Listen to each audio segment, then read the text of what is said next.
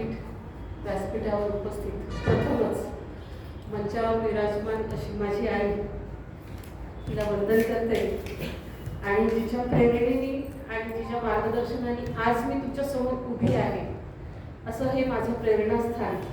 आणि सहजच दादांच्या बोलण्यामधून असं लक्षात आलं की इथे बहुतेक विचारवंतांचा हा मेळा दिसणार आहे आणि म्हणून अशा विचारवंतांच्या मेळामध्ये आईला घेऊन जाऊया ही कल्पना डोक्यामध्ये आली आणि हे सगळं घडून आलं. यासोबतच माझ्या समोर उपस्थित श्रेष्ठ आणि ज्येष्ठ आदरणीय सर्व मंडळी, त्यांना सादर प्रणाम करते आणि माझ्या वाणीला मी सुरुवात करते. सर्वसाधारण जर बघितलं आपण तर यशोधरेबद्दल आपण खूप कमी जाणतो. यशोधरा म्हटलं की पहिल्यांदा अलीकडच्या काळामध्ये जर लक्षात आलं तर आम्हाला पंतप्रधानांची पत्नी हीच लक्षात येते. यशोधरा त्यांचं नाव, यशोधराबेन. त्यानंतर जर आपण बघितलं की यशोदा ही श्रीकृष्णाची पालन करते, त्यांच्याकडे आपण आदर्श म्हणून बघतो. आणि अशी आदर्श व्यक्तिमत्व आपल्या आजूबाजूला जरी असली तरीही त्या आदर्श व्यक्तिमत्वातली जी मूल्य आहेत ही मूल्य सतत आपण स्वीकारत असतो आणि पुढे जात असतो. आणि म्हणून आज आपण सर्व वाचक किंवा वक्ता, श्रोता किंवा एक अनुसंधान करणारा व्यक्ती, संशोधक, असे अनेक व्यक्तिमत्व इथं साकारायला येतात आणि त्यापैकीच एक विषय घेऊन मी तुमच्या समोर उभी आहे. मी यशोधरा. यशवंत मनोहरांनी लिहिलेलं हे अगदी 47 पानांचं हे पुस्तक आहे.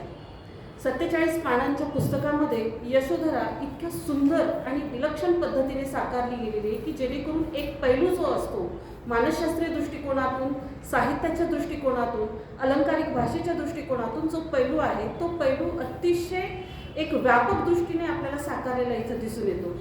आणि म्हणून जेव्हा माझं एक रिसर्च पेपरचं जेव्हा काम चालू होतं, भारतीय म्हणजे प्राचीन स्त्री व्यक्तिमत्वांवरती मी जेव्हा पेपर तयार करत होते त्यावेळेला का माहिती नाही, एम.फिल चालू असताना यशोधराबद्दल एक कविता मैथिली शरण गुप्त यांची मी अभ्यासली होती. मानिनी यशोधरा ह्या कवितेचं नाव.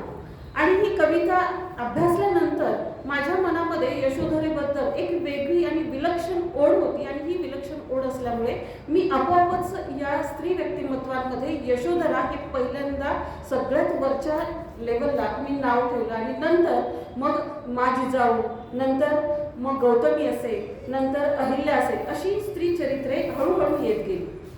मग ही स्त्री चरित्रे येत असताना जेव्हा मी हे चरित्र लिहायला लागले त्यावेळेला यशोधरांबद्दल लिहायचं होतं. मग पुस्तकांची मी अतिशय मोठ्या प्रमाणामध्ये संशोधन सुरू केलं, पण यशोधरांबद्दल मला लिहिलेलं कुठंही सापडत नव्हतं. गौतम बुद्धांचा जो काही अध्यात्म प्रवास आहे त्या प्रवासाच्या अंतर्गत निर्माण झालेली जी मानवीय संवेदना जी आहे, ही मानवी संवेदना याचं मूळ प्रेरणास्थान कोण असेल तर यशोधरा आहे. आणि ही यशोधरा यांच्याबद्दल लेखन हे आपल्याला कुठंच सापडत नाही, ही माझ्या अस्वस्थतेची बाब. आणि मग बऱ्याच प्राध्यापकांशी बोलणं झालं. प्राध्यापकांशी बोलणं झाल्यानंतर एका प्राध्यापकांनी मला सुचवलं, बुद्धांनी त्यांचा धम्म, ताई तुम्ही हे वाचा. जेव्हा हे वाचायला लागले त्यावेळेला यशोधरेबद्दल खूप कमी लिहिलेलं होतं आणि त्यामध्ये फक्त या पुस्तकाचा एक छोटासा उल्लेख होता. आणि हा उल्लेख असल्या कारणाने तोच एक धागा घेऊन मी पुढे गेले आणि पुन्हा प्राध्यापकांशी चर्चा केल्यानंतर हे पुस्तक माझ्या हाती लागलं. आणि अतिशय खूप आणि व्यापक पद्धतीने मी याच्याकडे जेव्हा मी पाहिलं त्यावेळेला मूल्याधिष्ठित व्यक्तिमत्व म्हणजे काय असतं त्याचं एक प्रथमदर्शनी उदाहरण म्हणजे मानिनी यशोधरा, मी यशोधरा किंवा बुद्धपत्नी यशोधरा, या तीनही संकल्पनांमधून आज आपण यशोधरा अभ्यासणार आहोत. यशोधरेबद्दल थोडक्यात जाणून घेणार आहोत. कोण आहे ही यशोधरा तर बौद्ध धर्माचे संस्थापक. बौद्ध धर्माचे संस्थापक गौतम बुद्ध हे आपल्या सगळ्यांना माहिती आहे. आणि गौतम बुद्धांचा परिचय जेव्हा आम्ही घेतो त्यावेळेला त्या परिचयामध्ये आम्हाला लक्षात येतं की त्यांनी मानवीय जीवनासाठी अनेक मूल्य दिली. बोधितत्वाचा शोध लावला. बोधिवृक्षाखाली राहून निरंतर 12 वर्ष त्यांनी साधना केली. आणि या साधनेचं फलित असं की त्यांना मानवी दुःख निवारणासाठी जी मूल्य आहेत त्या मूल्यांचा शोध लावला आणि मानवी दुःख दूर करण्यासाठीचे उपाय त्यांनी शोधले. आणि हे उपाय शोधल्यानंतर त्यांना ज्या पद्धतीने मानवीय दृष्टिकोन जो सापडला तो स्वतःपुरता मर्यादित न ठेवता व्यापक समाजासाठी याचा उपयोग व्हावा यासाठी त्यांनी जो प्रसार आणि प्रचार केला त्या धर्माचं नाव आहे बौद्ध धर्म, हे आपण सर्वजण जाणतोच. त्यांची जी पत्नी आहे यशोधरा, या यशोधरेबद्दल आज आपण थोडक्यात बोलणार आहोत. यशोधरा म्हणजे कोण, काय? तर यशोधरा म्हणजे एक प्राचीन स्त्री व्यक्तिमत्व, दुःखाचा पराभव करणारी कल्पनाशक्ती, उजेडाच्या दिशेने धावणारी, अंधारावर विजय मिळवणारी एक स्त्री व्यक्तिमत्व, देशातील स्त्रियांची महामाता आणि त्याबरोबर दुःख, त्याग, प्रगाढ करुणा आणि समजूतदारपणा, उदंड मानवता, अथांग प्रज्ञान आणि मृत्यू या सर्वांना अंतर्मुख करणारी यशोधरा. आणि या यशोधरेबद्दल थोडक्यात जर विचार करायचं झालं तर यशोधरा म्हणजे ही असामान्य स्त्री, जेणेकरून या असामान्य स्त्रीचा जीवन प्रवास हा अतिशय प्रेरणादायी आजच्या पिढीसाठी ठरणार आहे. म्हणून ॲज अ सायकोलॉजिकल व्ह्यू मी तुमच्यासमोर प्रेझेंट करते. म्हणजे मानसशास्त्रीय दृष्टिकोन काय असू शकतो आणि मानसशास्त्रीय दृष्टिकोनाच्या माध्यमातून यशोधरा काय आहे याचा परिचय आपल्याला थोडक्यात इथं करून घ्यायचा आहे. स्त्रीचं महत्त्व अनेक युगात आपण अभ्यासलेले, मग ते प्राचीन असो, मध्ययुगीन असो, वैदिक काळ असो किंवा हडप्पा संस्कृती असो, आधुनिक असो, तर कुठलीही अशी एक युग असं गेलं नाही की स्त्रीचं एक अनन्यसाधारण महत्त्व तिथं आपल्याला मिळालेलं नाही. स्त्री पूजली गेली आणि अशाच काळामध्ये, या बुद्ध काळामध्ये या स्त्रीचा जेव्हा आपण आज उल्लेख करतोय तर ही स्त्री मध्ययुगीन नसून तर ती बौद्धकालीन स्त्री, आणि ही बौद्धकालीन स्त्री आजच्या आधुनिक स्त्रीला एक पथप्रदर्शक स्थापित होते. पथप्रदर्शक म्हणून तिचा आदर्श आपल्या समोर ठेवायला हरकत नाही. मग या काळामध्ये स्त्रियांचं अस्तित्व जर बघितलं तर काय होतं, बौद्ध धर्मामध्ये किंवा त्यापूर्वी तर वैदिक काळामध्ये स्त्री पूजली जायची, तर त्याचबरोबर वैदिक काळासोबत बौद्ध धर्मामध्ये पण स्त्री पूजली जायची. स्त्रीला एक महत्त्वाचं स्थान होतं आणि कुटुंब प्रमुख म्हणून, एक अर्धांगिनी म्हणून 50% जे आजची आपण इक्वॅलिटी बघतो तर ती इक्वॅलिटी त्याच्यामध्ये आपल्याला दिसायला लागते. परंतु यशवंत मनोहरांनी ज्या पद्धतीने ही यशोधरा साकारलेली आहे, ही यशोधरा वर्णनात्मक नाहीये, ती चरित्रात्मक नाहीये, तर ती चरित्रात्मक पण आत्मकथनात्मक स्वरूपामध्ये त्याची मांडणी इथं या पुस्तकामध्ये केलेली आहे. आत्मकथनपर हे लेखन अतिशय प्रभावी असल्या कारणाने स्त्रियांच्या ज्या मनाचा ठाव घेणं, एक स्त्री म्हणून जेव्हा आपण उलगडायला लागतो किंवा जो ठाव घ्यायचा असतो त्याचे अनेक पैलू या आत्मकथनामध्ये साकारलेले आहेत. म्हणून यामध्ये जेव्हा आपण पाहतो की बौद्ध धर्माच्या या प्रचारामुळे स्त्रियांच्या आचार विचारामध्ये, व्यवहारामध्ये, त्यानंतर अस्तित्वात, दर्जात जे काही विलक्षण बदल आपल्याला दिसून येतात ते सर्व बदल बौद्ध धर्माच्या माध्यमातून तर आहेच, त्यासोबतच सिद्धांतनी जो सिद्धांत मांडला किंवा जो शोध लावला त्याचा परिपाक हे बौद्ध धर्मामध्ये स्त्रीकडे बघण्याचा दृष्टिकोन हा बदललेला आपल्याला पाहायला मिळतो.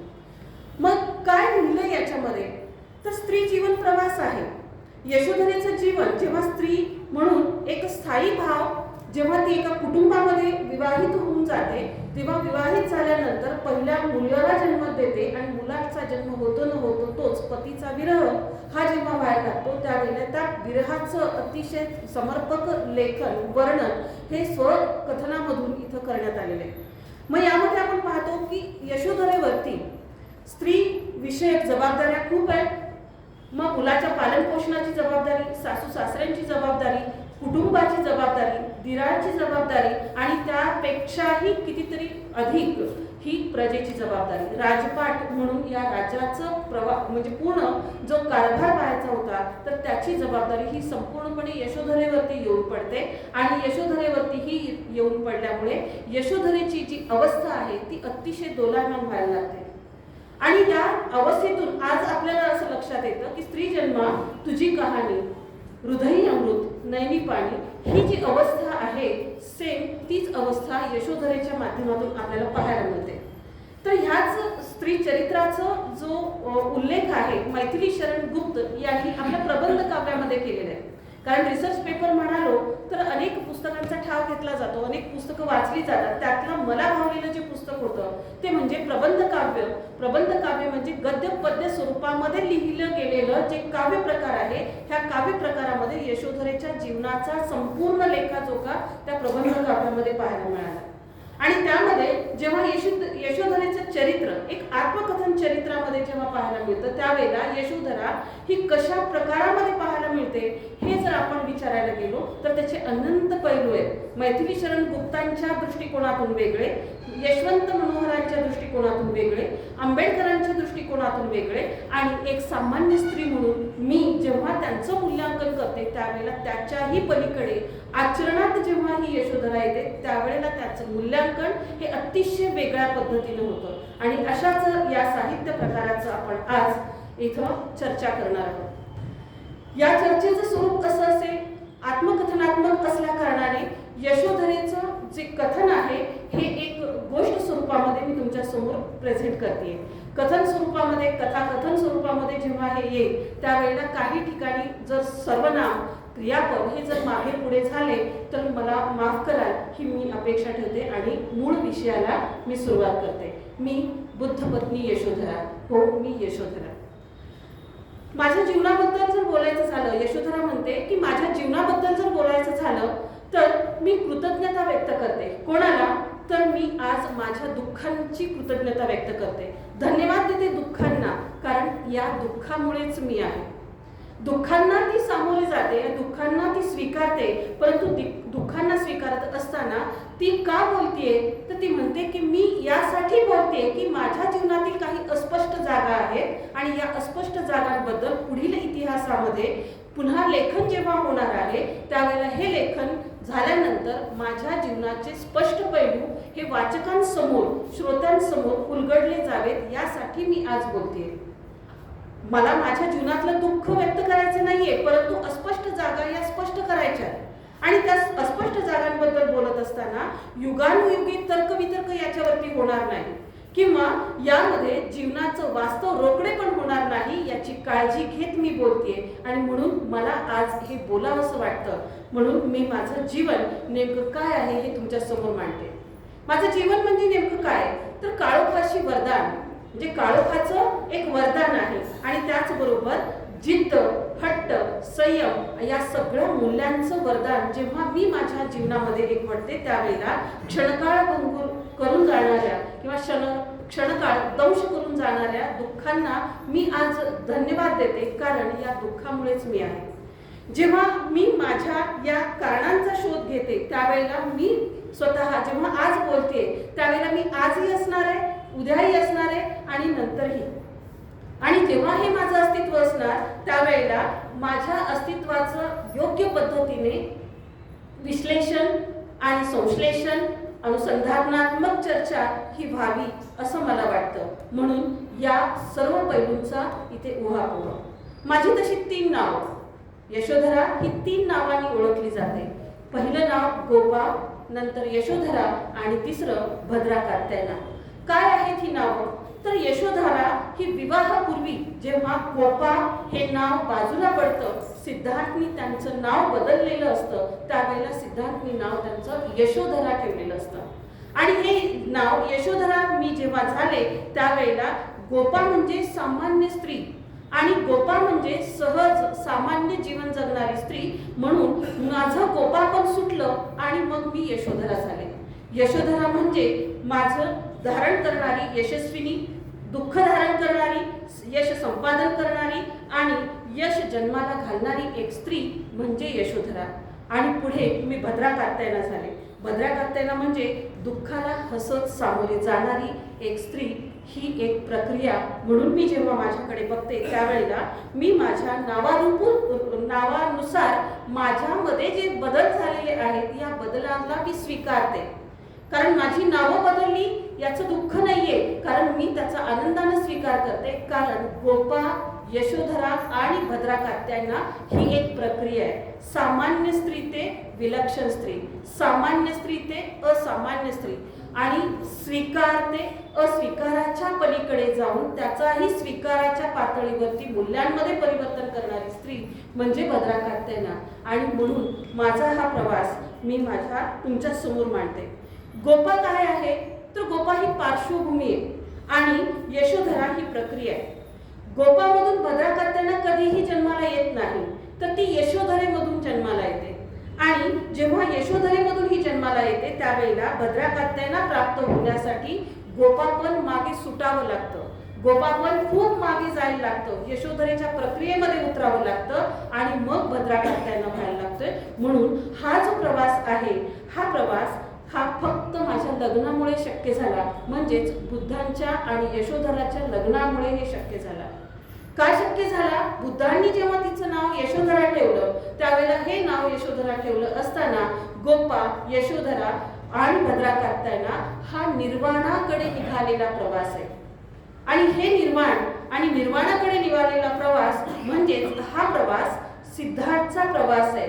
सिद्धार्थला सोबत असणारी आवश्यक असणारी जी प्रक्रिया आहे ती प्रक्रिया जन्माला घालण्याचा हा प्रवास आहे. म्हणून यशोधरा आणि भद्रा कात्यायना ह्या दोघांमध्ये विलक्षण बदल आहे. आणि त्याचबरोबर गोपापन हे खूप सामान्य स्त्रीचं एक लक्षण म्हणून हे नाव इथं देण्यात आलेलं आहे. ख्रिस्तपूर्व 6व्या शतकामध्ये जर बघायचं झालं तर उत्तर भारतामध्ये एक सलग आणि प्रभुत्व संपन्न असं राज्य नव्हतं. आणि सलग संपन्न असं राज्य नसल्या कारणाने राज्य अनेक भागामध्ये विभागले गेले. आणि काही राज्य अशी होती की त्या राज्याचं नेतृत्व कोणीही करत नसे आणि हे राज्याचं नेतृत्व करत नसल्या कारणाने एकतंत्री प्रशासन तिथं नसल्यामुळे काही राज्य विखुरली गेली. आणि विखुरली गेलेल्या राज्यांमध्ये जे राज्य आळीपाळीने राज्य करतील त्यांचा 3-3 वर्षांचा कालखंड होता. आणि 3-3 वर्षांच्या कालखंडानंतर दुसरा राजा राज्य करायचा, नंतर दुसरा राजा राज्य करायचा, असं माझ्या लहानपणीची प्रशासन व्यवस्था. आणि ही प्रशासन व्यवस्था असल्या कारणाने राज्य एक छत्री प्रशासन चालवत नसल्या कारणाने राज्यांमध्ये सतत बदल, नियमांमध्ये सतत बदल आणि आचरणामध्ये सतत बदल असल्या कारणाने माझ्या पूर्ण वाट्याला हे बदल येत गेले. त्याच प्रकारामध्ये देवदेहचे राजा दंडपाणी, माझे वडील आई पमिता म्हणजे यशोधराचे वडील देवदेहचे राजा दंडपाणी आणि आईचं नाव पमिता, ते शाक्य नागवंशाचे होते. आणि शाक्य नागवंशाचे असल्या कारणाने ते समतावादी लोक होते. आणि समतावादी लोक असल्या कारणाने त्यांचं कुटुंब एक सुखी, समृद्ध आणि आदर्श व्यक्तिमत्वाचं कुटुंब म्हणून त्यांचं संपूर्ण त्या उत्तर भारतामध्ये त्यांच्या कुटुंबाला एक वेगळी ओळख होती. जेव्हा आपण पाहतो की राजकीय प्रतिष्ठा असलेलं कुटुंब आणि या कुटुंबात जन्माला आलेली गोपा आणि ह्या गोपाचं बालपण अतिशय एक वेगळं आणि विलक्षण गेलं. ती सर्वांची लाडकी, अतिशय धाडसी आणि अतिशय संयमी म्हणून ती ओळखली जायची. आणि या सर्वांचा स्वीकार असा होता की गोपाला सर्वजण इथं मान्य करायचे, तिचं अस्तित्व सगळ्यांना स्वीकारण्यासारखंच असायचं. आणि म्हणून ती सगळ्यांची म्हणजेच लोकप्रिय अशी ही यशोधरा गोपा. आणि गोपा जेव्हा तिने शिक्षण घ्यायला सुरुवात केली त्यावेळेला तिचं शिक्षण होतं पाली भाषेतून. पाली भाषेतून तिने सर्व शिक्षण ते घेतलं. त्यामध्ये पाली भाषा ही का तर त्या काळची ती लोकभाषा होती म्हणून पाली भाषेतून त्यांचं शिक्षण झालं. बौद्धिक मूल्य शिक्षण, त्याचबरोबर युद्ध शिक्षण आणि व्यवहार शिक्षण हे वेगवेगळ्या माध्यमातून हे जरी झालं असलं तरी राज्यकारभार करण्यासाठी ज्या शिक्षणाची आवश्यकता असते ते सर्व शिक्षण यशोधरेंनी प्राप्त केलं, म्हणजेच गोपांनी प्राप्त केलं. बघता बघता वयाची 15 वर्ष निघून गेली. इकडे गोपा मोठी व्हायला लागली आणि राजवाड्यामध्ये गोपाच्या लग्नाचे विषय निघायला लागले. जेव्हा गोपाच्या लग्नाचे विषय निघायला लागले त्याच वेळेला गोपाच्या मनामध्ये त्याच वेळेला सिद्धार्थ बद्दल अनेक वेळेला अशा वेगळ्या एक त्याच्या पराक्रमाच्या, चर्चेच्या आणि त्याच्या कर्तृत्वाच्या गोष्टी जेव्हा समोर यायच्या त्यावेळेला गोपाला सिद्धार्थ हा मनोमन आवडायचा. जेव्हा सिद्धार्थ मनोमन आवडायचा त्यावेळेला त्यांनी सिद्धार्थची जी मूल्य व्यवस्था आहे ती पण जवळून अभ्यासली. मग सिद्धार्थची मूल्य व्यवस्था काय आहे, प्राणी मात्राबद्दल त्यांचे विचार काय आहेत, राज्याबद्दल त्यांचे विचार काय आहेत आणि प्रजाहितदक्ष राजा म्हणून त्यांनी कोणती मूल्य स्वतःमध्ये अंगीकारायला पाहिजे आणि त्या मूल्यात कसं राहायला पाहिजे, या सगळ्यांचा जवळून अभ्यास गोपांनी केला होता. आणि हा अभ्यास केल्या कारणाने यामध्ये पूर्णपणे यशोधरा म्हणजेच सिद्धार्थला स्वीकारणारी गोपा ही आपल्या वडिलांना सांगते. त्या काळामध्ये स्वयंवर असल्या कारणाने ती सरळ वडिलांना सांगते की मला सिद्धार्थशी लग्न करायचंय. त्यावेळेला सिद्धार्थच्या वर्तनाबद्दल देवदेहाचे राजा दंडपाणी आणि आई पमिता त्या दोघांनाही त्याच्या कृतीबद्दल कर्तृत्वाबद्दल शंका नव्हती, पण तो सिद्धार्थ व्यवस्थित संसार करू शकेल का याबद्दल मात्र त्यांच्या मनामध्ये शंका होती आणि कडाडून विरोध या दोघांनीही गोपाला केला. तर ही निश्चित मन आणि स्वीकार या दोन्ही माध्यमातून त्यांनी सहज स्पष्ट केलं आणि आपला निर्णय त्यांनी बदलला नाही. आणि मुलीच्या हट्टाखातर पुन्हा देवदेहाचे राजा दंडपाणी आणि पमिता यांनी मुलीच्या स्वयंवराचा पूर्णपणे ते डिक्लेअर केलं. स्वयंवर हे घोषित केल्यानंतर अनेक राजवाड्यांना निमंत्रण केली आणि अनेक दरबारातून राजकुमार या स्वयंवरासाठी आले. परंतु गोपाच्या मनामध्ये एकच प्रश्न होता की कर्तृत्ववान सिद्धार्थ हा ह्या स्वयंवराला येईल का, किंवा मूल्याधिष्ठित हा सिद्धार्थ या स्वयंवराला उपस्थित राहील का. आणि म्हणून सिद्धार्थ सोबत विवाह करायचा हा एक फक्त गोपाचा जरी निर्णय असला तरी त्या निर्णयाला सिद्धार्थ हा तयार असेल का ही शंका गोपाच्या मनामध्ये कायम सुरू होती. सिद्धार्थ जर संसारात रमला तर तो चक्रवर्ती होईल हे गोपाला नक्की माहिती होतं आणि जर त्याने घर सोडून संन्यास स्वीकारला तर तो विश्ववंदनीय होईल याचीही जाणीव यशोधरेला होती, म्हणजेच गोपाला होती.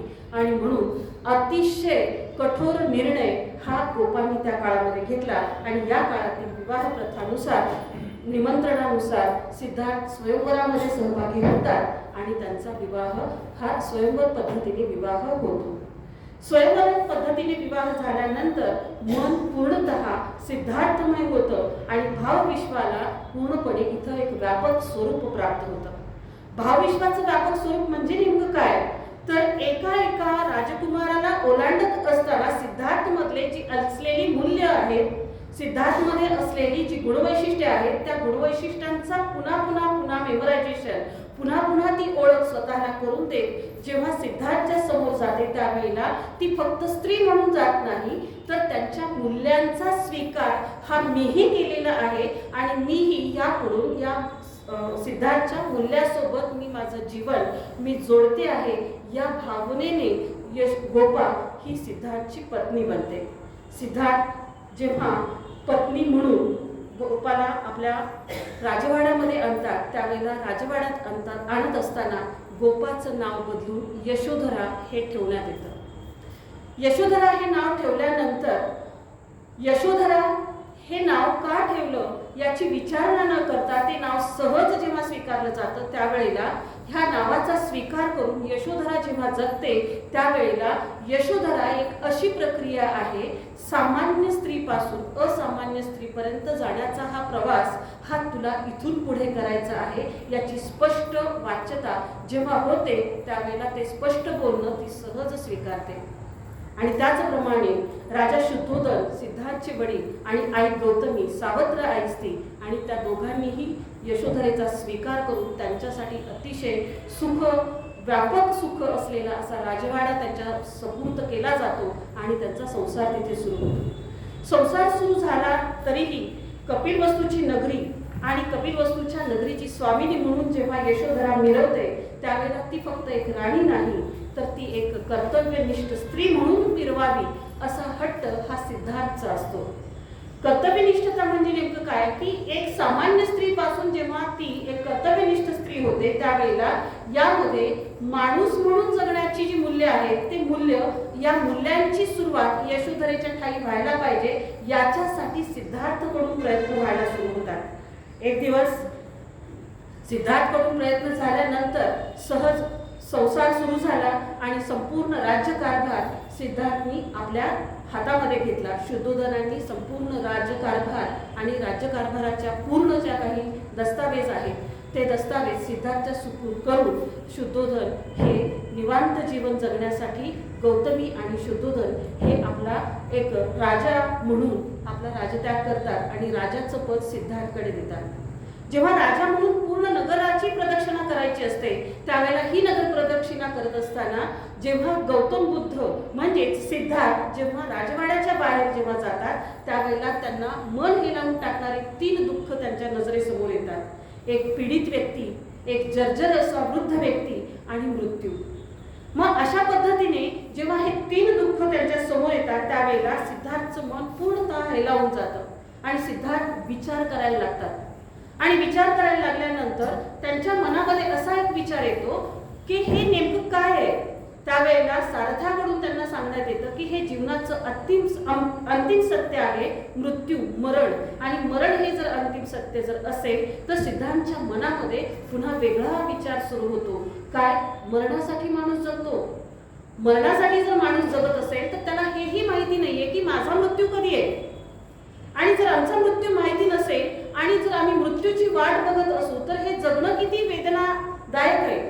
आणि मृत्यूचं वाट बघत जर आपण जीवन जगत असू तर ह्या वेदना कधी संपणार आहेत याची जाणीव जर आम्हाला नसेल तर आमचं आयुष्य हे विषप्राशन केलेल्या व्यक्तीपेक्षा बदतर आहे हे तेव्हा लक्षात येतं. कारण विषप्राशन केलेला जो व्यक्ती आहे तो व्यक्ती त्याला हे माहिती तरी असतं की मी काही काळानंतर मरणार आहे. परंतु सर्वसामान्य जीवन, मानवी जीवन जगणाऱ्या व्यक्तीला हे माहिती नाहीये की आमचा मृत्यू कधी आहे. आणि हा मृत्यू आणि या मृत्यूची वाट बघणं हे सिद्धार्थला माहिती असून सुद्धा हे त्यांना सहन होत नाही. आणि मग मानवी जीवन कसलं हे मनमानी जीवन आहे आणि अशा मनमानी जीवनाचा दुःख, मृत्यू आणि संकट त्याच्या समोर केव्हा येईल याचा अंदाज जर त्याला नसेल तर अशा जीवनाचा उपयोग काय. आणि म्हणून हे यावरती आम्हाला उपाय शोधले पाहिजेत. कोण शोधणार यावर उपाय आणि कशा पद्धतीने शोधणार यावर उपाय हा विचार सिद्धार्थच्या मनात त्याच काळामध्ये सुरू होतो. आणि त्याच वेळेला सिद्धार्थनी ठरवलेलं असतं की मी शोधेन यावर उपाय. मानवी जीवनाचं खरं सुख कशामध्ये आहे आणि ते जीवन नेमकं काय आहे आणि जीवनाचं अंतिम सत्य काय आहे हे जर मी शोधून काढलं तर संपूर्ण मानवजात ही सुखी जीवन व्यतीत करेल. आणि मरणाची वाट पाहण्यापेक्षा जगण्यासाठी आलेला एक क्षण हा माझ्यासाठी खूप महत्त्वाचा आहे असं स्वीकारून प्रत्येक व्यक्ती जगेल यासाठी मला तत्वज्ञान शोधून काढायचं आहे. म्हणून सिद्धार्थ आपल्या विचारांनी प्रेरित होतात आणि कार्यसिद्धीला निघतात. याच काळामध्ये मी आता म्हणाल्याप्रमाणे एकतंत्री शासन प्रणाली नसल्या कारणानं एक पेचप्रसंग उद्भवतो. तो पेचप्रसंग म्हणजे रोहिणी नदीच्या पाण्याच्या वाटपाचा. 2 राज्यामध्ये रोहिणी नदी जी वाहते त्याच्या एकीकडे कोलियांचं राज्य आणि एकीकडे शाक्यांचं.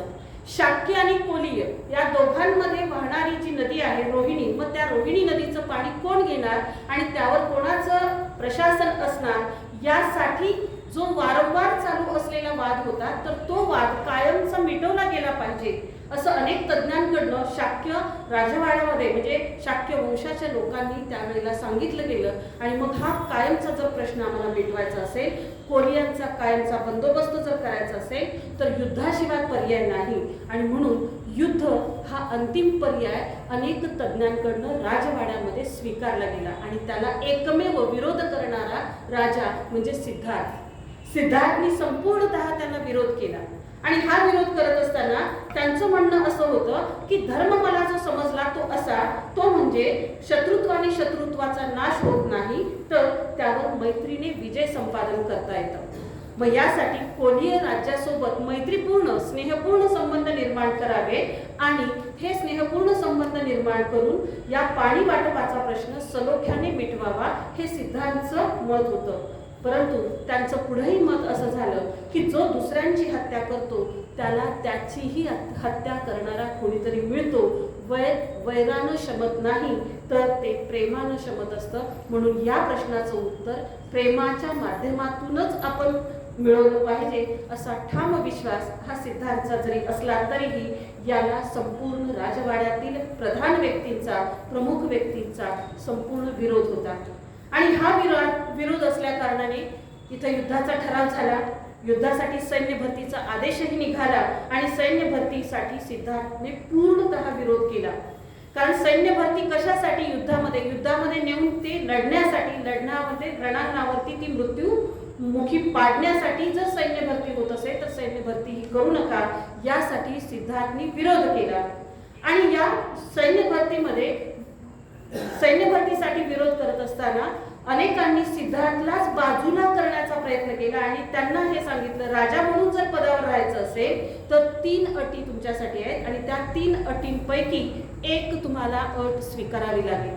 त्या 3 अटी अशा होत्या की युद्धात सामील होणं पहिली अट, दुसरी कुटुंबावर बहिष्कार किंवा कुटुंबाच्या मालमत्तेची जप्ती, आणि तिसरा देहत्याग किंवा देशत्याग. ह्या 3 अटींपैकी कुठली तरी एक अट स्वीकारायची आणि त्यानुसार राजा म्हणून राज्यकारभार करायचा. ह्या अटी प्रमुखांकडनं, मान्यवरांकडनं राजवाड्यामध्ये ठेवण्यात आल्या. पहिली अट, युद्धात सामील होणं, हे सिद्धार्थला तर कदापही मान्य नव्हतं, त्याला सक्त विरोध होता. त्यानंतर कुटुंबावर बहिष्कार, हा आपल्या कृतीचा, आपल्या विचारांचा, आपल्या कुटुंबावर बहिष्कार कशाला, आपल्या कृतीचा, आपल्या विचारांचा आपल्या कुटुंबाला त्रास कशाला, यासाठी दुसराही पर्याय त्यांना मान्य नव्हता.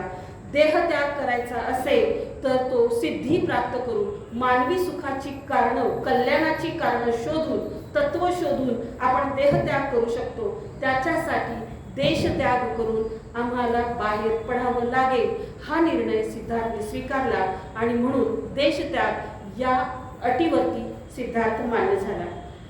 सिद्धार्थ मान्य झाल्यानंतर यामध्ये जन्म आणि मृत्यू हे सतत चालणारच आहे. मग यासाठी मानवी दुःख हे आहेच. जन्मानंतरही मृत्यूचं दुःख आहे आणि मृत्यूपूर्वीही कसा मृत्यू येईल याचं दुःख आहे. आणि हे जर शोधायचं असेल तर संसारिक भोग विलास यापासून मुक्ती मिळवण्यासाठी तत्वज्ञान आणि अशा तत्वज्ञानाची निर्मिती करायला हवी, जेणेकरून आमच्या कार्याच्या माध्यमातून एक मानवजातीला एक विशिष्ट तत्वज्ञान मिळेल. या तत्वज्ञानाचा स्वीकार करण्यासाठी त्यांनी देशत्याग करायचा ठरवला आणि हळूहळू ही बातमी सिद्धार्थ राजवाड्यात येण्याच्या अगोदरच यशोधरेपर्यंत ही बातमी पोहोचली. यशोधरेला या बातमीमध्ये आपल्या नवऱ्याने किंवा आपल्या पतीने जो निर्णय घेतलेला आहे या निर्णयाप्रती त्यांच्या मनामध्ये विलक्षण स्वाभिमान जागृत झाला. कारण मानवी कल्याण हे जर सिद्धार्थ जर स्वीकारत असतील तर त्याला माझी सोबत आहे, म्हणजेच त्यांच्या निर्णयात आपण कोणताही अडथळा आणायचा नाही असं यशोधरेने ठरवलं. आणि यामध्ये डोळसपणे जन्माला घालण्यासाठी निघेलेला जो आंधळा विरोध आहे, या विरोधाला आपण विरोध करायचा नाही. यानुसार त्यांनी सिद्धार्थनी जे ठरवलं ते यशोधरेने मान्य केलं. सिद्धार्थनी जी लोकांची होळी पेटवण्यापेक्षा स्वतःचा गृहत्याग, देशत्याग करण्याचं जे ठरवलं, वनात जाणं जे ठरवलं, त्या मानवी कल्याणाचा मार्ग शोधण्यासाठी आपण सिद्धार्थच्या सोबत आहोत, हे यशोधरा आणि सिद्धार्थ या दोघांच्याही माध्यमातून हे ठरवण्यात आलं.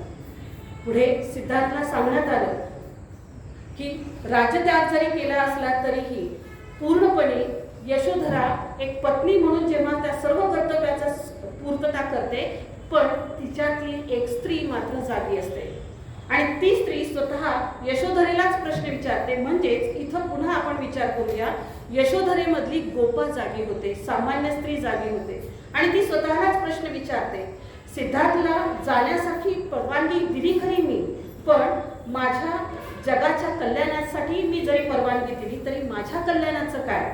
त्यानंतर सिद्धार्थ जातायत जीवनाचा खरा अर्थ शोधण्यासाठी, पण माझ्या जीवनाच्या अर्थाचं काय? नंतर सिद्धार्थ हे जातायत युद्ध टाळण्यासाठी, पण माझ्या घराचं काय, माझ्या संसाराचं काय? आणि नंतर ती पुन्हा विचार करते, जातायत सिद्धार्थ देश त्याग करून मानवी कल्याणासाठी, पण माझ्या बाळाचं काय? हा प्रश्न यशोधरेमधली गोपा हा सातत्याने प्रश्न विचारायला लागतो. आणि या सगळ्या विचाराच्या मंथनानं उत्तर हे यशोधरेनं गोपाला दिलेलं उत्तर ते म्हणजे असं की सिद्धार्थ जातायत जीवन साध्यासाठी, मानवी दुःखाचं निवारण करण्यासाठी, उत्तर शोधण्यासाठी, दुःख निर्मूलनाचे उपाय शोधण्यासाठी. म्हणूनच मीही म्हणजेच यशोधरा मी त्यांना जर अनुमती देत असेल तर मला आता दुःखी होण्याचा अधिकार नाही, असं स्वतः गोपा ही यशोधरेला सांगते. आणि मग गोपा पण मागे सुटतो आणि यशोधरा कर्तव्यासाठी ही तयार होते. राजा शुद्धोदन आणि राणी गौतमी यांचंही दुःख ह्या काळातलं म्हणजे मुलगा घर सोडून जातो, राजवाडा सोडून जातो, राज्य सोडून जातो, म्हणजे यापेक्षा विलक्षण दुःख ते काय. आणि म्हणून या दोघांचंही दुःख इथं मोठ्या प्रमाणामध्ये इथं दिसायला लागतं. आणि त्यावेळेला शुद्धोदन राजांना एक गोष्ट आठवते. त्यावेळेला ती गोष्ट अशी, सुमेध नावाचा बोधिसत्व जेव्हा महामाया म्हणजे सिद्धांची खरी आई, गौतमी ही सावत्र आई परंतु महामायाची सख्खी बहीण सिद्धांतची मावशी ही जेव्हा लग्न करून सिद्धार्थ सांभाळ करते, त्यापूर्वी महामाया सिद्धांतच्या जन्मानंतर काही कारणास्तव त्यांना त्रास होतो आणि अवघ्या 4 दिवसातच महामायेचा मृत्यू होतो. आणि मृत्यूपूर्वी महामायेनं गौतमीला जवळ बोलवून आपल्या मुलाचा हात हा गौतमीच्या हातात दिलेला असतो. तेव्हापासून पालन पोषण करणारी गौतमी ही सिद्धार्थची आई पालनकर्ती म्हणून ओळखली जाते. यामध्ये जेव्हा आपण पाहतो की सिद्धार्थचा सावत्र भाऊ नंद आणि या नंदाची अवस्था पण तशीच जशी वडिलांची आणि गौतमीची आहे, शुद्धोदनाची आणि गौतमीची आहे, तशीच नंदाची अवस्था होते. म्हणजे एवढा मोठा राजकारभार मी कसा सांभाळणार. आणि या सर्व अवस्थेमध्ये यामध्ये यशोधरा ही स्वतःला पुन्हा उत्तर देते की ही जरी अवस्था सर्वांची जरी असली तरीही मला या सर्वांसाठी आज उभं राहावं लागेल.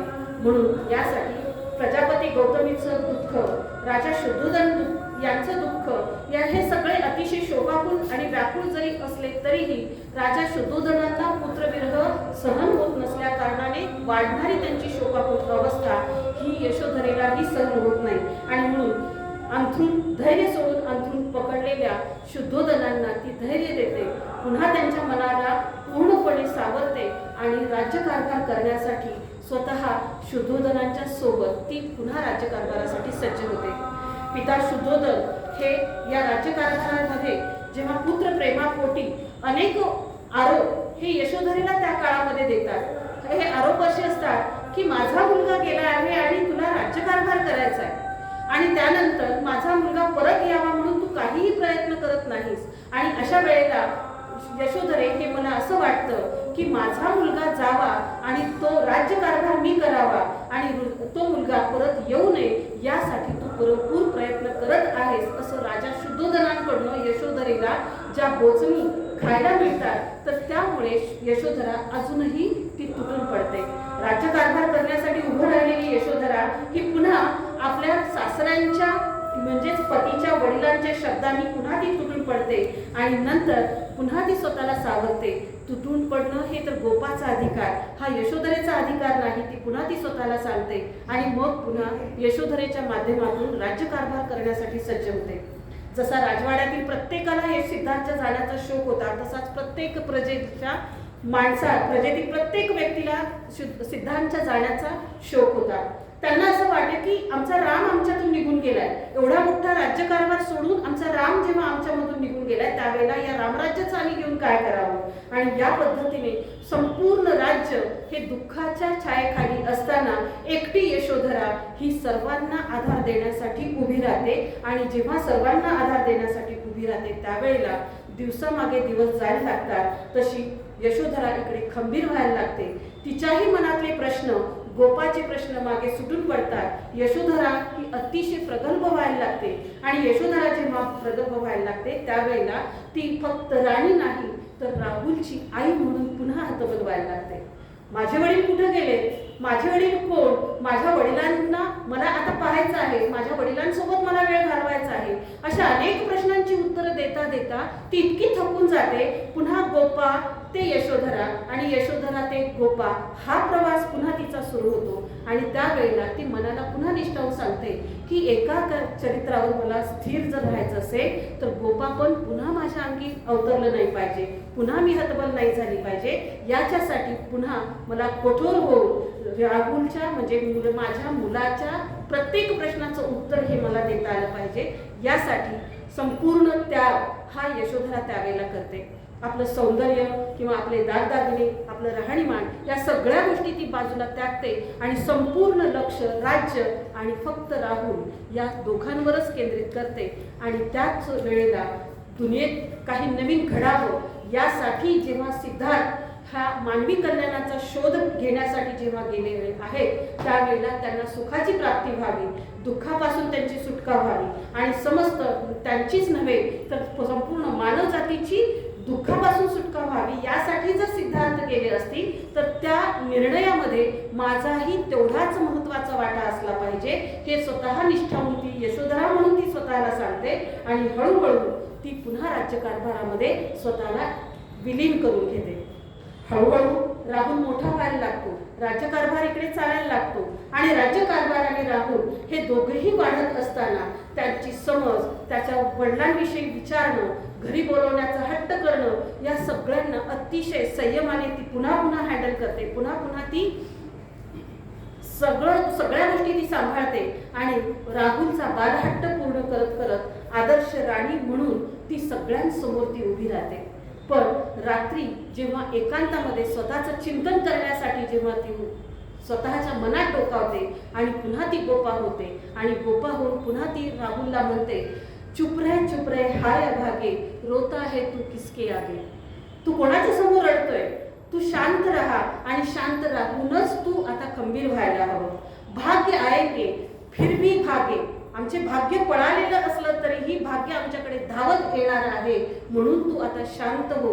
आणि असं करत करत ती पुन्हा आपल्या राहुलचं आईपण मातृत्व हे जपते आणि पुन्हा राणी म्हणून सूर्योदयासोबत ती पुन्हा यशोधरा बनून ती उभी राहते. कधी कधी यशोधरेची पीडा एवढी मोठी होते की या पीडेमध्ये सहज असं ती स्वतःला म्हणायला लागते की माझ्या भाग्यामध्ये काय आहे माझी भाग्य गर्जना. आणि म्हणून ती पुन्हा स्वतःला सांगते की ही माझीच भाग्य गर्जना मला सहन होत नाही. आणि अशा वेळेला या भाग्य गर्जनेच्या माध्यमातून जर मला पुन्हा पुन्हा स्वतःला प्रक्रियेमध्ये जर घालावं लागत असेल, यशोधरा जर मला व्हायचं असेल तर ही यशोधरा होणं ही सामान्य स्त्री नाहीये, तर यापेक्षा मृत्यू बरा. आणि म्हणून ती पुन्हा गोपा होऊन मृत्यूच्या शोधात पुन्हा ती अडकते. आणि हे अडकल्यानंतर पुन्हा ती यशोधरा ही तात्काळ होते, परंतु हा जो दोलायमानाचा जो काळ आहे या काळामध्येच पुन्हा ती आवाहन करते ईश्वराला, आपल्या पतीला. ते म्हणते की तुम्ही लवकर या, तुम्ही सिद्धी प्राप्त करून मानवी कल्याणाचं जे काही तत्वज्ञान तुम्ही मिळवलेलं आहे ते मानवी तत्वज्ञान तुम्ही घेऊन पटकन या. हे सगळं मला तुमच्या स्वाधीन करायचंय. हा मुलगा राहुल, हे तुमचं राज्य आणि हे सर्व हे मला तुमच्या आता स्वाधीन करायचंय, कारण आता मला सगळ्या ह्याच्यातून मुक्त व्हायचंय, मला प्रक्रियेमध्ये अडकायचं नाही. आणि त्याच वेळेला त्यांनी जेव्हा हे सर्व सांभाळलं त्यावेळेला बालक्रीडेतून खचत चाललेली यशोधरा ही पुन्हा पुन्हा जेव्हा यशोधरा होते, पुन्हा पुन्हा जेव्हा गोपा होते त्यावेळेला हा जो प्रवास मानवी जीवनाचा हा सततचा प्रवास आहे. आणि म्हणून पुन्हा आणखी मला इथे एक नमूद करावं असं वाटतं, गोपा म्हणजे मानवीय दुःख आहे आणि यशोधरा म्हणजे त्या दुःखावर विजय मिळवण्याची जी प्रक्रिया आहे ही प्रक्रिया आमच्या सर्वांच्या आयुष्यामध्ये जर येत असेल तर आम्ही म्हणून काय शोधावं हे आम्हाला समजणं गरजेचं आहे. हे सारं समजावं नव्हे तर याची उत्तरं देता यावी, या सगळ्यांमध्ये व्यस्त होता यावं म्हणून आम्हीही ही यशोधरेची प्रक्रिया आम्हाला समजून घेता आली पाहिजे. म्हणूनच आपल्या पित्याप्रमाणे प्राणी मात्रांवर दया करणारा, अधिक मूल्य, व्यापक मूल्य विकसित करणारा राहुल जेव्हा हळूहळू मोठा व्हायला लागतो त्याच्या मोठ्या होण्यामध्ये आणि त्याच्या निर्णय, विचार, मूल्याधिष्ठितता, मानवीयता या सगळ्यांमधून ती सुखावह होते. आणि तिला हे लक्षात येतं की नाही, सिद्धार्थच्या नीती तत्वाचा, मानव कल्याणाचा जर मी राहुलमध्ये जर रोपण मी करत असेल तर यशोधरा म्हणून सिद्धार्थनी माझं जे नाव ठेवलेलं आहे ती मी यशस्वी होत आहे याचे संकेत जेव्हा राहुलकडे मिळतात त्यावेळेला ही यशोधरा अतिशय कणखर होते. आणि ही कणखर झाल्यानंतर राहुलकडे पाहून पुन्हा पुन्हा ती जेव्हा प्रश्न विचारतो त्या प्रश्नांची उत्तर देते, तेव्हा प्रश्नांची उत्तर देत असताना प्रजापती गौतमी आणि दासी या सगळ्यांकडनं राहुलला यशोधरेच्या जीवनाचा प्रवास आत्तापर्यंतचा प्रवास राहुलला सांगितला जातो आणि मग माझी आई अशी का राहते, माझी आई पंचपक्वान्न का खात नाही, माझी आई नेहमी उदास का राहते, एकटी राज्य का कारभार सांभाळते, ह्या प्रश्नांची उत्तरं राहुलला जेव्हा मिळतात त्यावेळेला राहुल आणि यशोधरा या दोघांचं संबोधन अतिशय मार्मिक संबोधन आहे. आणि ते संबोधन म्हणजे आधुनिक आई आणि मुलगा या दोघांमधला समुपदेशन संवाद यापेक्षा वेगळा असू शकत नाही असं मला इथे वाटतं. आणि म्हणून त्या काळामध्ये राहुलच्या बाबतीत स्थिर झालेली, आश्वस्त झालेली आणि निश्चिंत झालेली यशोधरा पुन्हा पुढे पाऊल टाकते. आणि पाऊल टाकल्यानंतर पुन्हा ती विचार करते की त्याच काळामध्ये बिंबिसार, अलारकान या अनेकांकडे वेगवेगळ्या साधना प्राप्त करून सिद्धांतनी बोधिवृक्षाखाली जे तत्वज्ञान स्वीकारलं, जी सिद्धी प्राप्त केली, त्या सिद्धीचा प्रसार आता सिद्धार्थ करत आहे. 12 वर्षानंतर जे तत्वज्ञान त्यांना प्राप्त झालं त्या तत्वज्ञानाला स्वतःपुरतं न ठेवता त्यांनी लोकांपर्यंत पोहोचवायला सुरुवात केली. ती साधना त्यांनी लोकांना द्यायला सुरुवात केली. हे जेव्हा त्यांच्या लक्षात आलं त्यावेळेला निरंजना नदीकाठी उर्वेला या एकांत स्थळी जाऊन त्यांनी जे ज्ञान प्राप्त केले ते ज्ञान संपूर्ण मानव जातीच्या कल्याणासाठी आता लोकांपर्यंत पोहोचत आहे. ही हळूहळू बातमी यशोधरा, राजा शुद्धोदन आणि गौतमी यांच्यापर्यंत पोहोचते. आणि ही बातमी जेव्हा पोहोचते त्यावेळेला त्या सर्व बातम्यांमधून यशोधरा ही विचार करते की सिद्धार्थनी मिळवलंय काय, तर सिद्धार्थनी वेगळं काही मिळवलं नाही तर सर्वोत्तम मार्ग मिळवलाय. तर तो सर्वोत्तम मार्ग म्हणजे काय, तर्कशक्ती आणि अन्वेषण, त्यानंतर मनाची एकाग्रता, समतोलपणा आणि सावधानता, आणि मनाच्या समतोलपणाला सावधानतेची आणि सावधानतेला समतोलतेची जी जोड आहे, या जोड करण्याचं जे तत्वज्ञान आहे ते सिद्धार्थनी मिळवलेलं आहे. आणि हाच खरा मानवी कल्याणाचा मार्ग आहे. आणि हा मानवी कल्याणाचा मार्ग जर सिद्धांतनी मिळवला असेल तर तो जगापर्यंत पोहोचला पाहिजे. ही तळमळ त्यावेळेला यशोधरेला व्हायला लागते. परंतु गोपा ही जर असती तर तो लवकर माझ्यापर्यंत आला पाहिजे ही माफक अपेक्षा त्यांनी व्यक्त केली असती. परंतु यशोधरेने ही अपेक्षा केली की ही सर्वांमधून एकाग्र, एकसंघ आणि चिकित्सक चिंतनातून हे जर तत्वज्ञान आलं असेल तर ह्या तत्वज्ञानाचं नाव काय, तर धम्मतत्वज्ञान. आणि म्हणून या धम्मतत्वज्ञानाचा जनक कोण आहे, तर गौतम बुद्ध. गौतम बुद्ध जर जनक असतील तर यशोधरा या गौतम बुद्धाची सपोर्ट सिस्टीम आहे. आणि without support system each and everything can't possible, कुठलीच गोष्ट आम्हाला शक्य होत नाही. म्हणून यशोधरा ही बरोबर सुखावते आणि सुखावल्यानंतर तिचं मन या प्राप्तीच्या बातम्यांमधून, या संदेशांमधून इतकं सुखावून जाते. ती पाहता पाहता सिद्धार्थने 12 वर्ष जे घर सोडून गेलेली आहे त्या 12 वर्षाची तिला जाणीव पण होत नाही. आणि आपण हा काळ किती सहज लोटला, ज्या क्षणाची तिला 1 वर्षासारखी जाणीव होत होती असे क्षण तिच्या डोळ्यासमोरून तळून जातात. आणि याच माध्यमातून जे ज्ञान आहे ते ज्ञान अधिक श्रेष्ठ ठरतं, मानवी वेदना हे कनिष्ठ ठरतं. आणि म्हणून हे ज्ञान जेव्हा बघता बघता 500, 600, 800, 1000 अशा अनेक लोकांपर्यंत जेव्हा पोहोचतो त्यावेळेला गौतम बुद्धांचा धम्म सर्व लोकांपर्यंत पोहोचायला लागतो. आणि म्हणून या सर्व बातम्या उडत उडत उडत कपिल वस्तूमध्ये पण यायला लागतात. आणि कपिल वस्तूमध्ये आल्यानंतर त्या बातम्या राजा शुद्धोदन आणि राणी गौतमी यांच्यापर्यंत पोहोचल्यानंतर सहज एक दूताकडवी हा निरोपही सिद्धांतापर्यंत पोहोचला जातो. मरणाआधी तुला बघायचं आहे तेव्हा तू आमची भेट घे. आणि सिद्धार्थ जेव्हा आपल्या तत्वज्ञानाचा, धम्माचा प्रसार करत करत जेव्हा देश विदेश फिरत असतात त्यावेळेला आपल्या आईवडिलांचा संदेश मिळताच ते पुन्हा राजवाड्यामध्ये जेव्हा येतात त्यावेळेला राजवाड्यामध्ये येत असताना त्यांची जी अवस्था आहे त्यापेक्षा अतिशय व्याकुळ अवस्था ही यशोधरेची होते. सिद्धार्थ पती म्हणून जेव्हा येणार आहे, तो सिद्धी प्राप्त केलेला एक गौतम बुद्ध म्हणून जर येणार असेल तर यशोधरा तिथे सिद्ध झाली असती. त्यांचं स्वागत करण्यासाठी ती स्वतः गेली असती.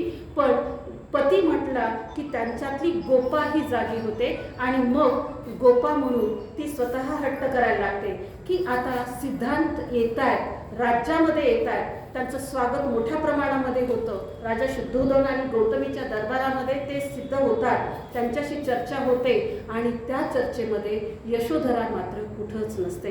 आणि त्या काळामध्ये राजा शुद्धोधन गौतमी कितीतरी संदेश पाठवतात, परंतु इथं यशोधरा आता गोपा झालेली, सामान्य स्त्रीच्या माध्यमातून ती स्वतः विचार करते. आणि त्यावेळेला ती म्हणते की घर सोडून राज्य सोडून जाण्याचा निर्णय हा फक्त सिद्धार्थचा होता, हा माझा नव्हता, ती म्हणायला लागते. आणि एकेकडून यशोधरा म्हणून जेव्हा त्या निर्णयाला ती सोबत करते, सहमती देते, त्यावेळेला सिद्धार्थ जेव्हा घर सोडून जातात, राज्य त्याग करतात, देश त्याग करतात, त्यावेळेला ती यशोधरा आज गोपा म्हणून पतीचा अधिकार ती मागते. आणि त्यावेळेला म्हणते घर सोडून जाणारे तुम्ही आहात, तुम्ही मला भेटायला यायला पाहिजे, मी नाही तुमच्याकडे येणार आणि मी नाही तुमची भेट घेणार. त्यावेळेला ती गोपा बनून स्वतःचा जेव्हा हट्ट अधिकार ती मागायला लागते, त्यावेळेला ती एक प्रेमरूपी मनाला ती पुन्हा समजावत म्हणते की माझं सामान्य मन, दोन मन आहे, चेतन मन आणि अचेतन मन. आणि या चेतन मनाला ती समजावते, तू यशोधरा नाही व्हायचंय, तर तू आता गोपा म्हणून तुझं कर्तव्य करायचं. आणि ती त्या मनाला समजावते, रेमन आज परीक्षा तेरी, रेमन आज परीक्षा तेरी, बिनती करती हूँ तुझसे, बात ने बिगड़े मेरी, रेमन आज परीक्षा तेरी. कारण ती मनाला समजावते की मी जर गोपा झाले, मी जर यशोधरा झाले तर सिद्धांच्या तत्वज्ञानामध्ये मला पुन्हा अडकावं लागेल, परंतु मला जे मिळवायचे ते मी आयुष्यात मिळवणारच नाहीये. पत्नी म्हणून माझा अधिकार, पत्नी म्हणून माझा दृष्टिकोन, पत्नी म्हणून माझा अधिकारासोबत मिळणारा जो सन्मान आहे, या सगळा माझा मूल्याधिष्ठित भाव हा आता मला मिळाला पाहिजे. बस झालं यशोधरा पण वागवणं, बस झालं यशोधरा पण जगणं. ती आता त्या यशोधरेला मान्य करायला तयार नाहीये. ती आता गोपा होते आणि अधिकार मागते. जेव्हा अधिकार मागते त्यावेळेला सगळ्या राजदरबारांमधून संदेश जातो. संदेश जाता जाता सिद्धार्थच त्यांच्या महालामध्ये येतात, यशोधरेच्या महालामध्ये येतात. आणि जेव्हा सिद्धार्थ त्यांच्या भेटीला येतात त्यावेळेला सिद्धार्थनी भेटीला यावं हा यशोधरेचा हट्टच होता. अथांग प्रेमाची ती एक तहान होती, सुकलेल्या आतड्यांची ती एक भूक होती. कारण त्यांच्या हट्टामध्ये एक आशय होता, मनाचा एक पक्का निश्चय होता, त्यांच्या भेटीला त्यांनी यायलाच पाहिजे. हा जरी मनाचा निश्चय असला तरीही ते स्वतः येतील, मी मात्र पाऊल उचलून जाणार नाही. यानंतर मी त्यांची वाट जरी पाहत असले तरीही तो माझा हट्ट होता, असं निर्मळपणे गोपा म्हणून ती सहज स्वीकारते. हा माझा हट्ट आहे. परंतु यशोधरा मधून जागी होते आणि यशोधरा म्हणून जेव्हा जागी होते त्यावेळेला ती म्हणते की हा हट्ट जरी असला तरीही सिद्धी प्राप्त करण्यासाठी गेलेले जे बुद्ध आहे, गौतम बुद्ध, ते आज तू जे पती म्हणून राहिलेले नाहीये. बुद्ध फक्त सिद्धार्थ म्हणून तुझे एकट्याचे राहिलेले नाही, ते संपूर्ण जगाचे आहेत. आणि म्हणून आता पती पत्नीचं नातं खूप मागं पडलेलं आहे. आता व्यक्ती म्हणून, बुद्ध म्हणून तुम्हाला हे नातं एक व्यापक महान व्यक्तिमत्व म्हणून ते नातं तुम्हाला स्वीकारावं लागेल. असं अचेतन मन, चेतन मन अशा दोन्ही मनामध्ये संघर्ष तिथे निर्माण होतो. आणि या संघर्षाच्याच या पद्धतीमध्ये सिद्धार्थ कधी येतात आणि कधी निघून जातात हे कळत सुद्धा नाही. आणि जेव्हा ती विलक्षण तंद्री विचारांच्या दोलायमानाची जेव्हा तंद्री सुटते त्यावेळेला ती गर्विणी गोपाचं रूप हे संपूर्ण गळून पडतं. आणि त्यावेळेला कल्पनेला सत्यात उतरवण्यासाठी पुन्हा यशोधरा आतली जागी होते. यशोधरा म्हणजे काय तर कर्तृत्व आणि कृतित्व सिद्ध करण्यासाठी बोधी वृक्षाखाली बुद्ध जेव्हा गेले त्यावेळेला त्यांनी जी सिद्ध प्राप्त केली ती सिद्धी प्राप्त करून बुद्ध जेव्हा भेटीला आले, ते बुद्ध माझ्यासमोर आलेही गेलेही. आणि त्यानंतर राजा शुद्धोधन, प्रजापती राणी गौतमी या सगळ्यांनी मला सांगितलं तरीही मी त्यांचं ऐकले नाही. पण सिद्धांतनी जो संदेश त्यांना दिला तो संदेश हा तिच्या कायम स्मरणात राहतो. आणि त्या संदेशांनी पुन्हा यशोधरेची भद्रा कात्यायना व्हायचा प्रवास हा सुरू होतो. तो संदेश असा, यशोधरेनं स्वतःचं जीवन स्वतःच समजून घ्यावं. प्रत्येक गोष्टीची इष्टता अनिष्टता स्वतःच समजून घ्यावी. ज्यानं त्यानं स्वतःच्या कारणांचा शोध घ्यावा. यशोधरेनं उत्तरा व्हावं, उत्तर दिशा व्हावं, स्वतःची वाट व्हावं. या वाटेवरचा प्रवासही स्वतःच व्हावं. आणि या प्रवासापोटी जन्माला येणारा उजेडही स्वतःच व्हावं, हीच खरी बुद्धमयता आहे. आणि जेव्हा यशोधरे ही तुला साथ दे त्यावेळेला तू मात्र पाठ फिरवू नकोस, हे असं सांगितलेलं हा संवाद मात्र पुन्हा पुन्हा यशोधरेच्या कानामध्ये ऐकायला येतो. आणि जेव्हा ती जागृत अवस्थेमध्ये येते, म्हणजेच चेतन अवस्थेमध्ये जेव्हा येते, त्यावेळेला बुद्धांनी दिलेल्या सदिच्छा ह्या पुन्हा पुन्हा तिला रिकॉल होतात, म्हणजेच पुन्हा त्या आठवतात. आणि आठवल्यानंतर आपलं गोपापण हे ऐनवेळी होणं हे सुद्धा तिला लाजिरवाणं वाटायला लागतं. मी यशोधरा आहे, मी एक प्रक्रिया आहे, मी पण सामान्य स्त्री नाही आहे, याची जाणीव जेव्हा होते त्यावेळेला सहज राहुलचा हात जो पकडलेला असतो तो हात सोडून देते आणि राहुलला सांगते, तुझे बाबा चालले तर तू तुझ्या बाबांच्या सोबत जा. आणि राहुलही पुन्हा आपल्या बाबांच्या सोबत त्यांच्या पावलावर पाऊल टाकत पुढे जायला लागतो. त्यावेळेला राहुलचा हात गौतम बुद्ध पुन्हा पकडतात आणि त्याला बुद्ध म्हणजे बाल भिक्खूमध्ये संघामध्ये त्याला समाविष्ट करतात आणि त्यालाही बौद्ध तत्वज्ञानाची शिक्षा देतात. आणि ही बौद्ध तत्वज्ञानाची शिक्षा देत असताना जेव्हा राहुल शिकत असतो त्यावेळेला जेव्हा यशोधरा आणि बुद्ध या दोघांची भेट होते त्यावेळेला गौतम बुद्ध यशोधरेला सांगतात की यशोधरे, तू तेजस्विनी तपस्विनी आहेस, तुला मुक्तीकडे जायची गरज नाही, मुक्ती स्वतः तुझ्याकडे चालून येईल. या पद्धतीने तू स्वतःला तयार केलंस, या पद्धतीने तुझी ही प्रक्रिया झालेली आहे. आपण यामध्ये या मुक्तीमध्ये बुद्ध तत्वज्ञानाचा ज्ञानाच्या मार्गाचा तेवढाच परिणाम तुझ्यावर जे आहे तो परिणाम अधिक व्यापकपणे वाढवता आला पाहिजे. यासाठी मात्र तू सज्ज हो. हा एवढाच संदेश हा शेवटचा ती ऐकते आणि पुन्हा साधकांमधील जे ज्ञान आहे ते ज्ञान ऐकून त्या ज्ञानाशी समरस होण्याची प्रक्रिया इथं भद्रा कात्यायनाची सुरू होते. यासाठी पुन्हा गौतमी आणि यशोधरा ह्या दोघीही सज्ज होतात आणि गौतमी सांगते, गौतमी म्हणजे आई सांगते की आम्हालाही या बुद्ध भिक्खुनींचा एक भाग बनव, आमच्यासाठीही बुद्ध भिक्खुनीचा संघ निर्माण कर. त्यावेळेला पहिली बुद्ध भिक्खुनी म्हणून गौतमी ही तिने दीक्षा घेतलेली असते आणि त्यांच्या पाठोपाठ यशोधरा ही दीक्षा घेते. आणि दोघांनीही बुद्धांनी स्त्रियांसाठी जे तत्वज्ञान स्पष्ट केलेले आहे ते तत्वज्ञान म्हणजे असं की मी स्त्रियांना पुरुषांपेक्षा कधीही दुय्यम मानलेलं नाही. यामध्ये हा धम्म केवळ पुरुषांसाठी नसून स्त्रियांसाठी सुद्धा आहे. याच्या अस्तित्वाची स्वयंपूर्णतेची जाणीव सर्वांना व्हावी यासाठी ही स्वयंपूर्णता ही प्रत्येक मानवी जातीसाठी मी मानलेली आहे. याच्यासाठी इथे कुठलाही भेद नाही. त्यावेळेला जेव्हा ते मानलं जातं त्यावेळेला दोघीही या बुद्ध भिक्खुनी संघामध्ये समाविष्ट होतात आणि अशा 500च्या वर बुद्ध भिक्खुनी त्यांच्या या प्रवासामध्ये सहभागी होतात. आता हे सगळं आहे आणि या बुद्ध तत्वज्ञानाचा अंतिम एक सत्य आहे धम्म तत्वज्ञान. धम्म म्हणजे नेमकं आहे तरी काय, तर धम्म म्हणजे संस्कृतमधला धर्म आणि पालीमधला धम्म या दोन्हींमधला जर फरक आम्हाला बघायचा झाला तर अनेक जण धम्म म्हणजे धर्म मानतात. तर धम्म आणि धर्म ह्या मौखिकदृष्ट्या दोन्हीही संकल्पना वेगळ्या आहेत. धर्म ही वैयक्तिक बाब आहे, त्यामुळे प्रत्येकाने आपला धर्म आपल्या पुरताच मर्यादित ठेवावा. धम्म ही सामाजिक संकल्पना आहे आणि धम्म हा सदाचरणाचा मार्ग आहे. धम्म म्हणजे माणूस एकटा असेल तर त्याला धम्माची आवश्यकता नाही, तर तिथं धर्म येतो. आणि 2 किंवा 2 पेक्षा अधिक व्यक्ती जेव्हा विचार करतात, एकमेकांच्या कल्याणाचा मार्ग जिथं स्वीकारतात, सहजीवन जिथं स्वीकारलं जातं, हे सर्व जीवन म्हणजे धम्ममय. म्हणून प्रज्ञा आणि करुणा या सगळ्यांचा अपूर्व संयोग म्हणजे धम्म.